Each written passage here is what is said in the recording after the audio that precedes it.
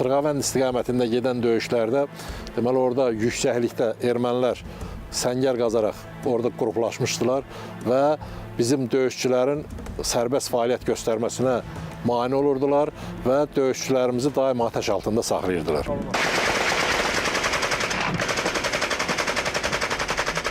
Həmən yüksəklik Sırxavənddə sağ tərəfdə idi. Sırxavənd yolunda o ki asfalt yolu var idi. Sırxavənd oradan keçirdi Xaçın çayının üstü ilə Əsgərana gedən yol idi. O Sırxavənd yolunun üstündə sağ tərəfdə idi yüksəklik. Həmin o istiqamətdə o yüksəkliyin götürülməsi barəsində qərar qəbul edilmişdi Yüksək Komandanlıq tərəfindən. Və təbii ki, həmişə olduğu kimi Ənvər bu döyüşdə də öz əsgərləri ilə birgə ön cərgədə idi. 1992-ci ilin noyabrın 1 günü. Hardasa günorta, bax günortadan sonra olardı belə. Artilleriyasız biz hücuma keçdik. Axşama qədər döyüş getdi. Hava qaralığına yaxın biz həmən yüksəkliyi aldıq, azad elədik.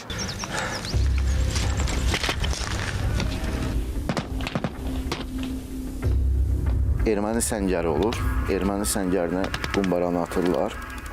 Qumbaranı atıb partiyyə, yəni əmin olursan ki, heç kim qalmayıb, ondan sonra girirlər.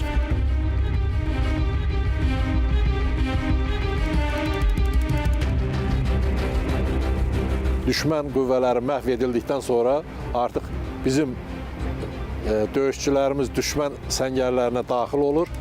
Bu da bizdən sağ tərəfdə bir 20 metrə, 25 metrə sağ tərəfdə, yəni mərkəzdən hücuma keçmişdi həmən yüksəkliyə.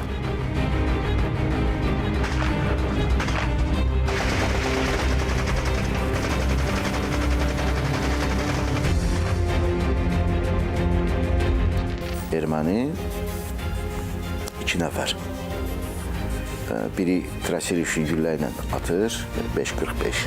O girir atamın ürəyinə. Bir də iri çaplı pulemotla deyən vururlar. Qoluna dəyir, sol qolunu bununla aparır. Öz qisasını alır. O tək qolla həmən o pulemot arxasında olan ermənini də vurur. O 5.45 atan Kalaşnikovadan atan erməninin də.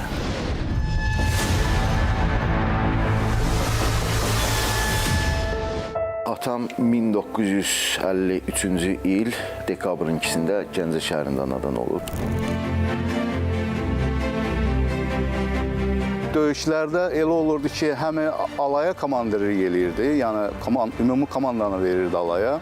Və eyni zamanda özü də bir xırda dəstə ilə ayrıca vuruşurdu.